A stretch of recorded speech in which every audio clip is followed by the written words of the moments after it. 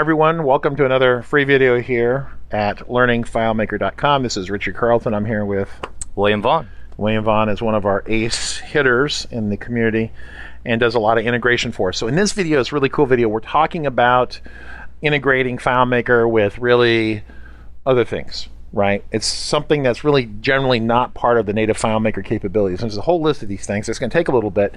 In fact, this will probably be one of the more valuable videos in the FileMaker community and for people, because they're going to want to watch this. They're going to go, 20 of the things we talk about, 18 of them they won't want, but there'll be 2 in there that they have to have. So let's start off. One of the most simplest things to do these days, which used to be more challenging, is digital document management. So number 1, digital document management. And that used to require the third-party product Super Container, which is still available.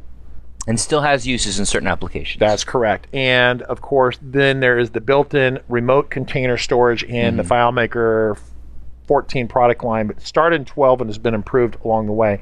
So that's the first thing. So that's built in where it used to not be built in. So it makes it real easy to turn on.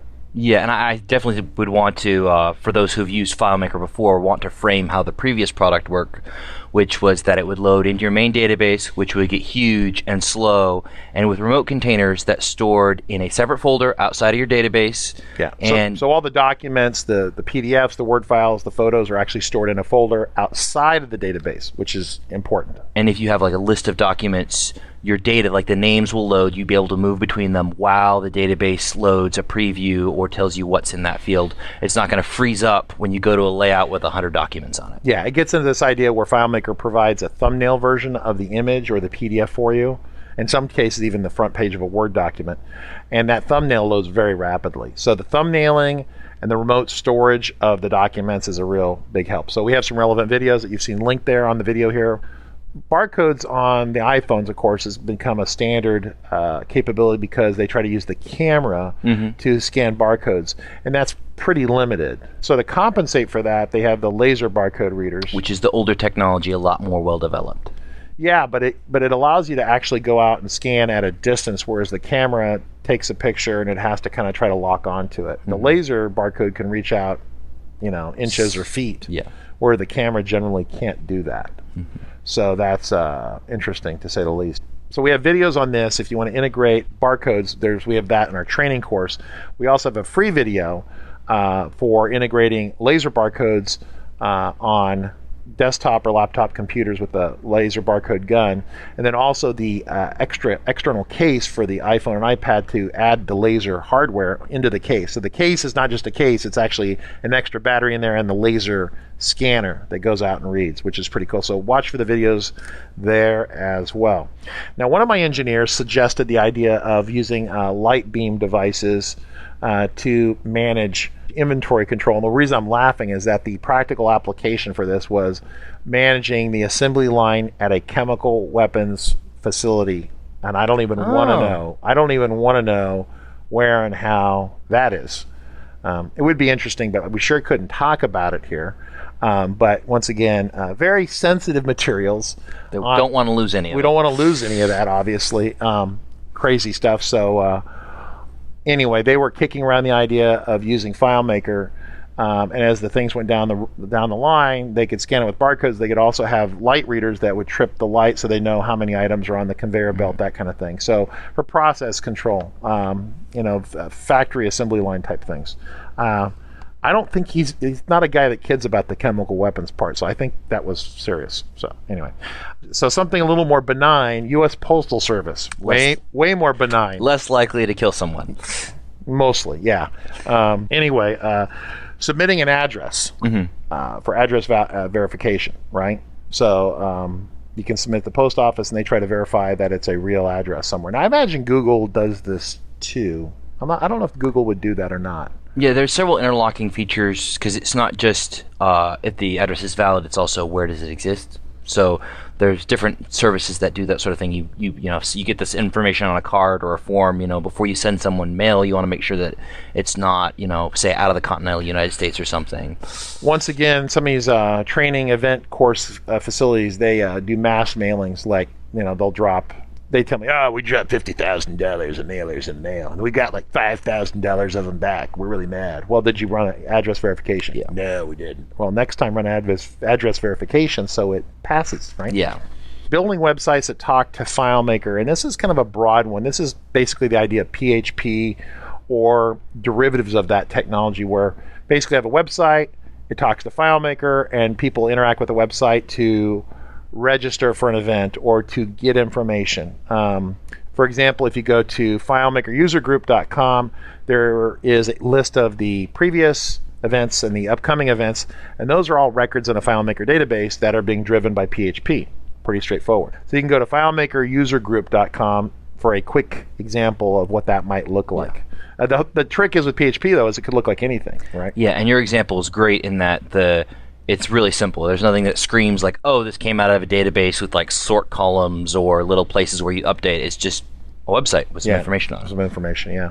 All right, so that moves us down to email integration. And so FileMaker by default has a send email script step, and that script step basically allows us to send plain text emails. Yes. And so that's kind of very minimal anymore these days. So to do more complicated type things, we need to use a email plugin. Mm-hmm. Typically the ones we like to use are from 360works, but there are a couple other ones from other companies.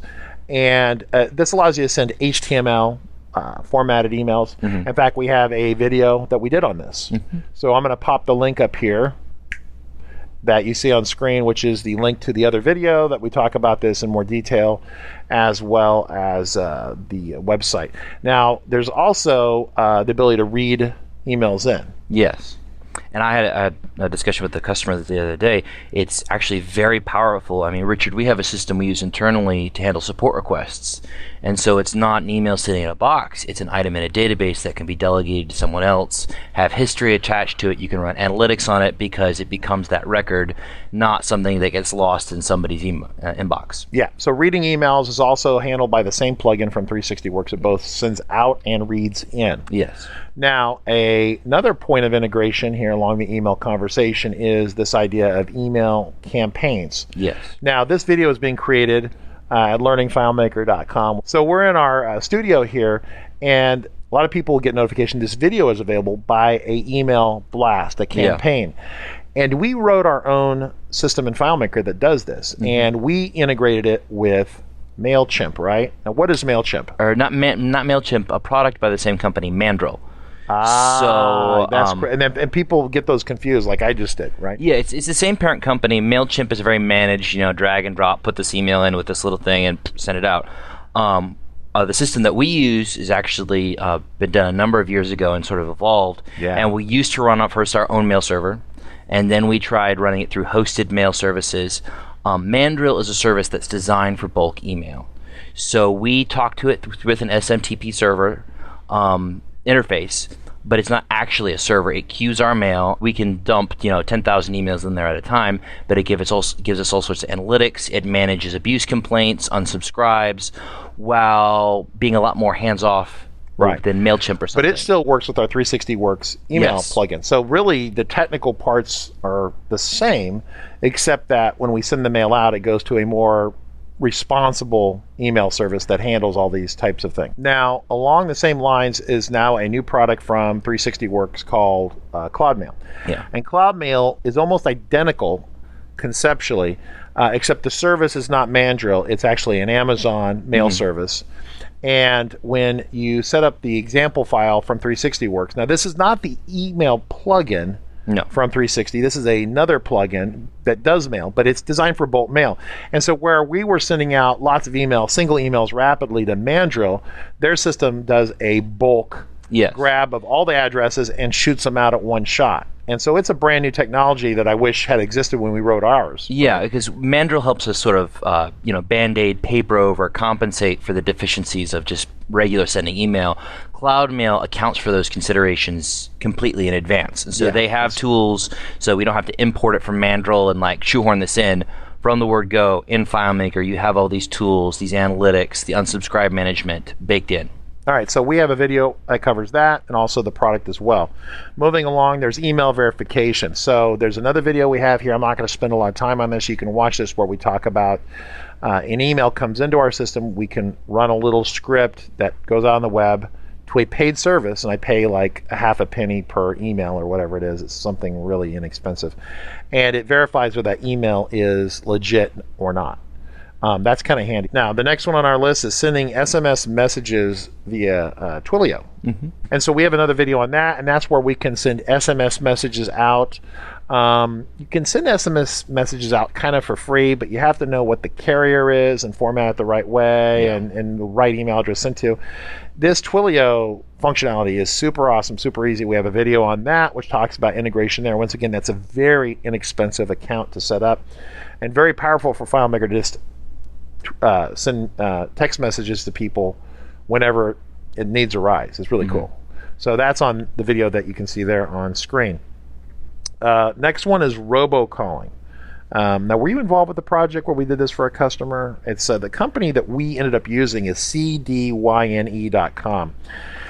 And we had a customer who was doing classes, and the classes actually, in this case, were for a firearms training operation out of Las Vegas, and they wanted to remind people that they were due in class for a 2-day class or 4-day class, whatever it was, and it would actually call people. Now, people, there's a lot of sensitivity. You know a lot about this. Sensitivity towards robo-dialing and do not call lists and things like that, right? Yeah, recently there have been a lot of cases. A few years back, they passed a law, the do not call law, that prescribed you must take people off the lists, and some people kind of skated on under the radar. Something you want to be very careful that you really are calling the right person and they want to be called by you. Right, exactly. So, but getting past that, there is a service where you can format a text message and then append it with a phone number and have it dial the person. Yes. And these people would get a phone call saying, and in fact, they get a warning 21 days out, because you have to travel to Nevada for this training. And then, so 21 days out, they get a warning. 14 days out, they get a warning. 7 days out, they get another phone call. And each phone call has a little bit more detail about the class. And that way, if they don't show up, they're going to get, a nasty note from the training organization say, hey, you blew off the class that, you paid for, right? Yeah. So it's important that you make sure that you're in compliance with the do not call lists and things like that. Now, that integration is pretty easily done. Most of this is being done via a URL protocol or open URL. Yeah, insert URL script step. Yeah, a REST API where we just call URL with a certain address with some arguments, including the username, password, and what the text we want to send. Google Maps integration. Google Maps is pretty stock and standard for the most part. Yeah, you can find that in the sample files that come with FileMaker. With using the Google Maps API, you can do more interesting things like draw shapes, define areas. There's a lot you can do with the web viewer and the Google Maps API. Okay, the only thing I've done with the interesting lately is that we were determining the time zones for certain people, certain addresses. And then we could tell in our CRM and starting point, whether they're a couple hours ahead or 2 hours ahead, 3 hours ahead, whatever, around the planet, and they're 12 hours ahead. And then it put the local time up on top of the screen so you knew what time it was for the person you were calling. Kind of cool. One of my staff suggested translations via Google Translate via API. I don't know if you'd want to use Google Translate because you would end up saying that you wanted to make quiche for dinner and you end up asking someone out on a date by accident because it gets the translation wrong. I had heard it today that some people were very unhappy with the translations. So I think it would very much depend on your application and whether or not it was mission critical. Maybe it would make a great joke program. A joke program. That would be good, yeah. RFID. Okay, so RFID is this like smart card badges and things like that. I haven't done anything like that recently. I did something on a project about 10 years ago, so it's totally doable. You can get badge readers or just ID readers that are USB. They plug into the computer. You can read them. Obviously, you can act on them in FileMaker. We did it for this giant conference for this Fortune 100 company, and they had a huge user conference, and people had smart cards. They spent the money, like $3 at the time. It was like $3 a piece on these smart cards, and everyone had their own badge. And so when they went into sessions or whatever, they would we'd zap them, and we knew what sessions they went to. I'm not sure why, but they also checked in and did all this other stuff. So that worked on Mac and Windows, and this is way back in the day. So obviously that technology still exists. So biometric. Have you played with biometric thumbprint ID stuff yet at all? Not with FileMaker.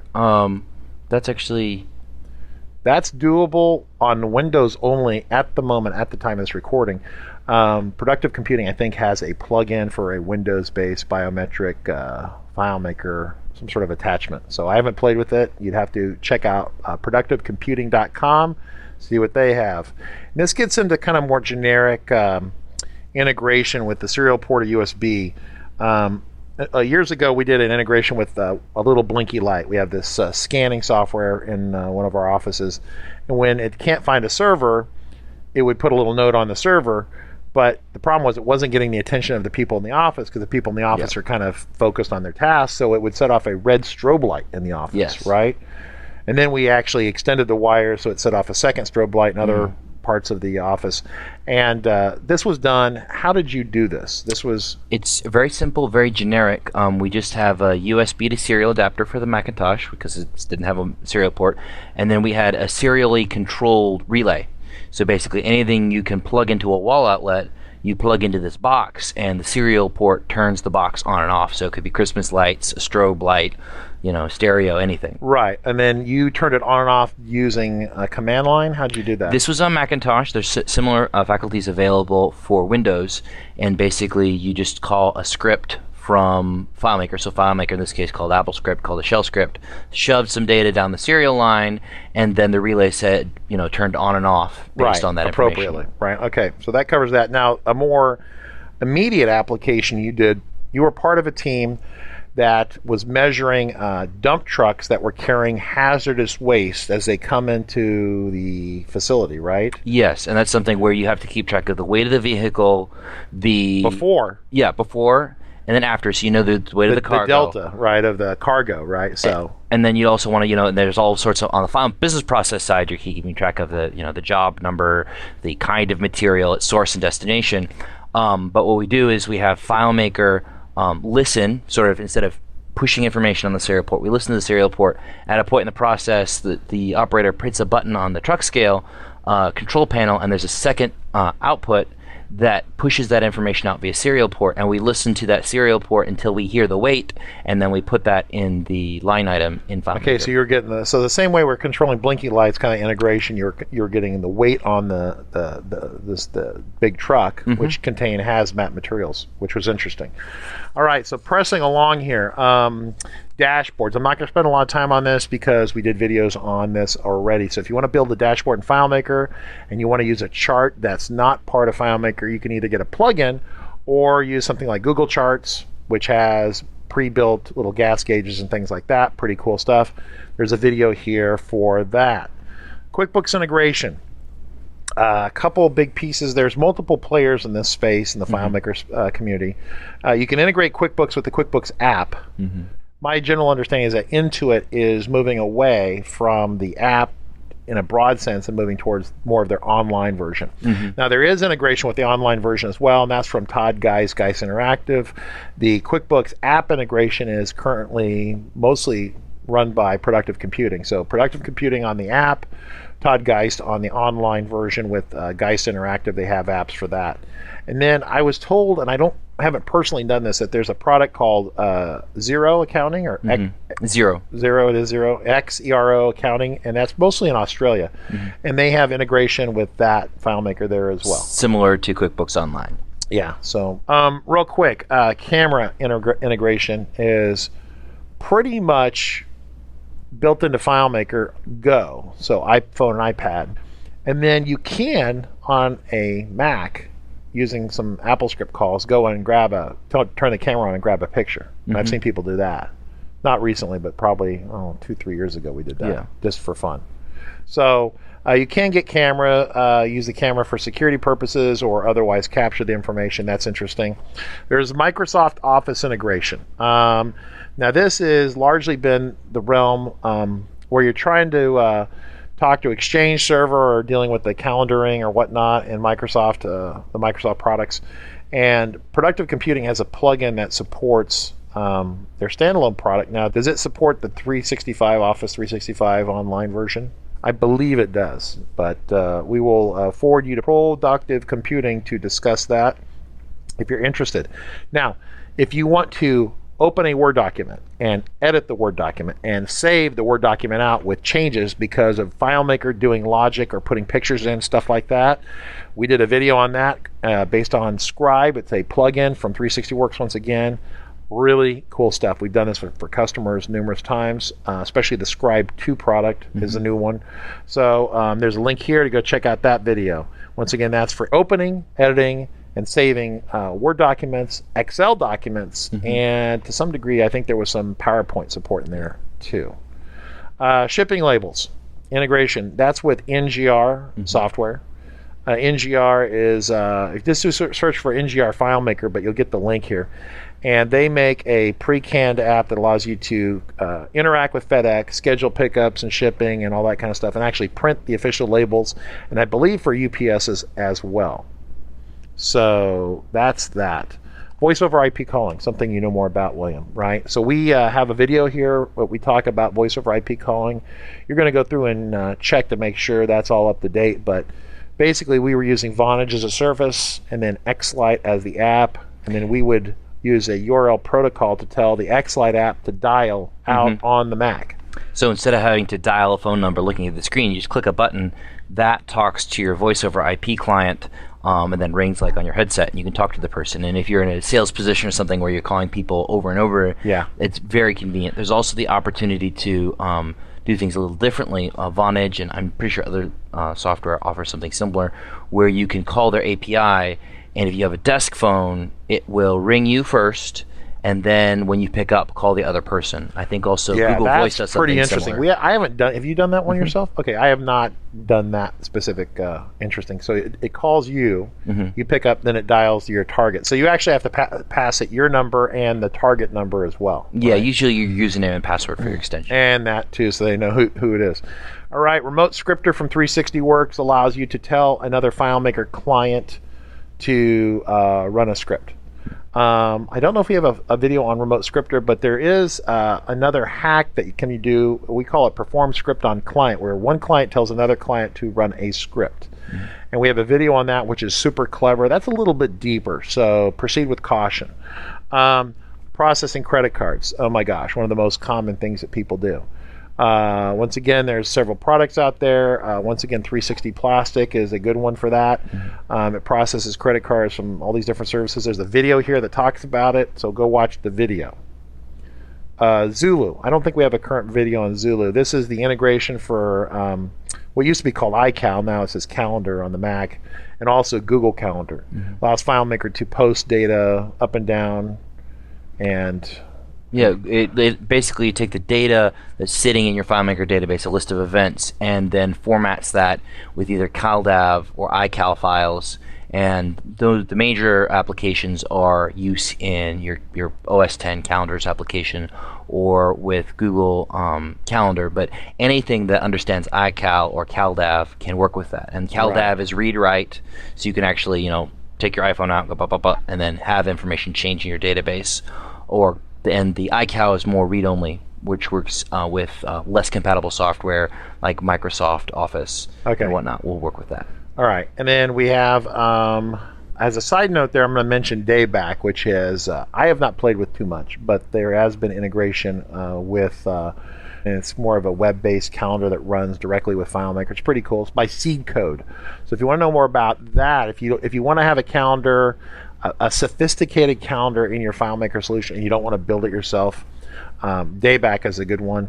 If you want a basic calendar in FileMaker, then just use the calendar that's built into FM Starting Point, which is plenty for basic stuff, but if you want advanced things, and then if you want to integrate, of course, with the calendar or Google Calendars, then that's where Zulu comes in. Next thing is optical character recognition OCR, and we're going to have a link here for this. We won't get into it too much, but you can have a service where you send an image or a picture of a document, some sort of scan, and the text of the document comes back. You built that for us. Yeah, Tesseract is now owned by Google, developed by HP back in the day. It handles. So this is not the Avengers Initiative Tesseract. No, the Red Skull actually was not involved with the creation of this at all, nor was Odin.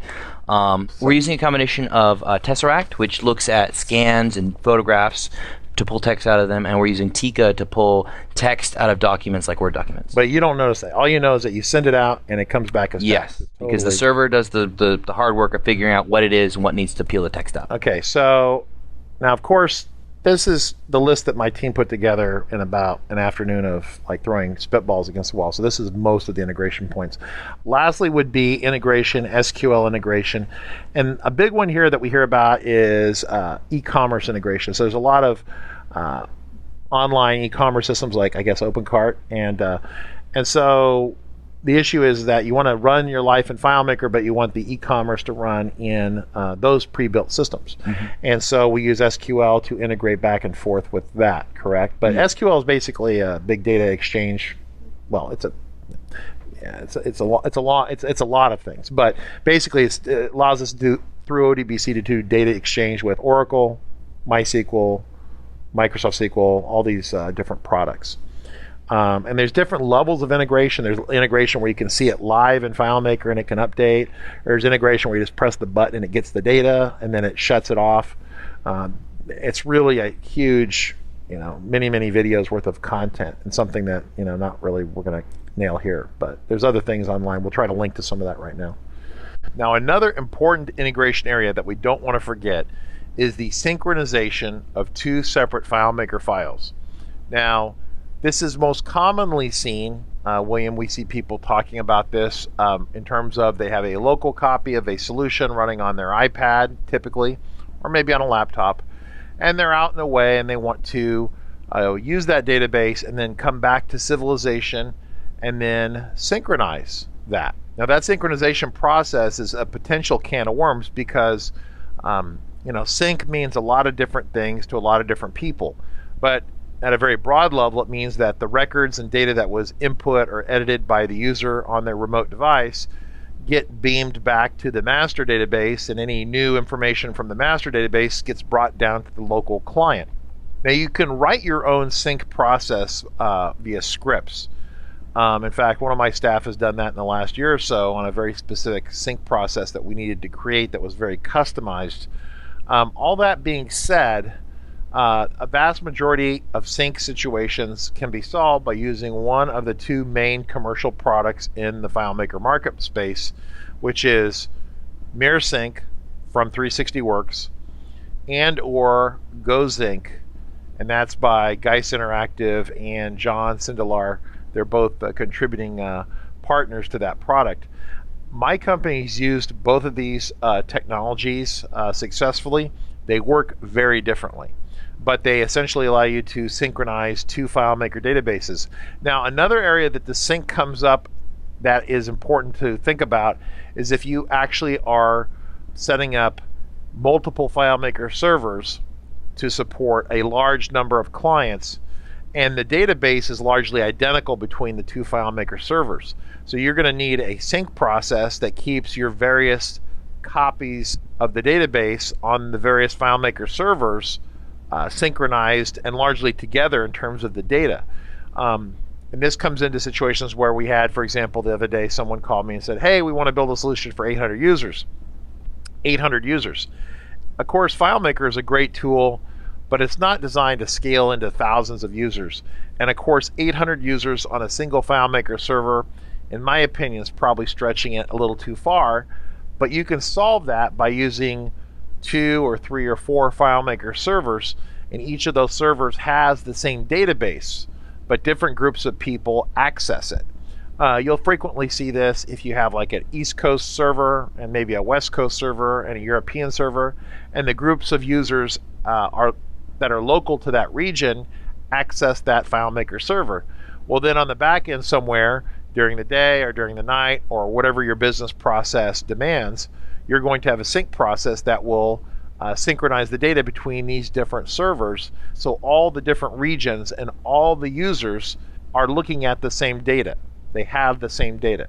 Even though the solution is actually multiple servers and multiple files, they're kept up to sync. And so the setup for this sort of sync, once again, is fairly straightforward with both MirrorSync and GoSync. And so I recommend that you look at those products in terms of your interest in that area. Now, another important integration point that developers should be thinking about, especially with the FileMaker platform, and it's somewhat specific to iOS devices, so we're talking iPhones and iPads, is the ability to actually take your finger and draw on screen. And so this ability is brought to us by Geist Interactive. The product's called GoDraw, and it gives you the ability to incorporate within a FileMaker solution running on an iOS device the ability to draw on the screen. Now, most notably, it would be interesting to draw on the screen and then have some sort of image underneath the drawing, if that makes sense. Say, for example, you're an auto repair facility and you take a picture of a damaged vehicle, and then you can make notations with your finger on screen in real time and have that combined image saved right into FileMaker on that mobile device. Very cool integration point, something that customers invariably will ask for. And then there's some integration potentially with Salesforce. Most of the car customers either are using Salesforce entirely in lieu of FileMaker, or they've come from Salesforce to FileMaker and they're dumping Salesforce. Mm-hmm. We don't have too many people who share data between the two. There are a couple companies, handful of FileMaker companies that do that kind of work. It's pretty vertical and not exactly inexpensive, but that's another integration point. So I think in short, if you have a modern technology, FileMaker can be programmed to talk to it. Yeah, especially with the proliferation of REST or web APIs, where you can call a URL with a formatted string, and something happens and something comes back, and you can either use the web viewer or the get URL command to package together this request, ship it off to the service, get the response back, analyze it, and do something with it in FileMaker. Okay.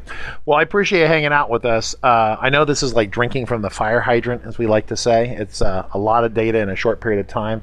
Once again, I recommend keeping this video around so you can dig through, find the pieces that you want and the links to the other videos. Once again, check out a lot of this kind of conversation on some of the topics, especially like barcode and things like that, is covered in great detail in our Pro 14 video course, which you can click here, right where William's head's at. Over his head, there's a button link right here. You can click William's head and go and check out that video course. We also have a video course on startups and entrepreneurs. Mm-hmm. We can put that over William's chest right here, and if you click that, you'll get a discount for buying that when you buy that course. So feel free to share and like, and you can click my head if you want to subscribe to this channel where we have awesome videos all the time. Mm-hmm. All right.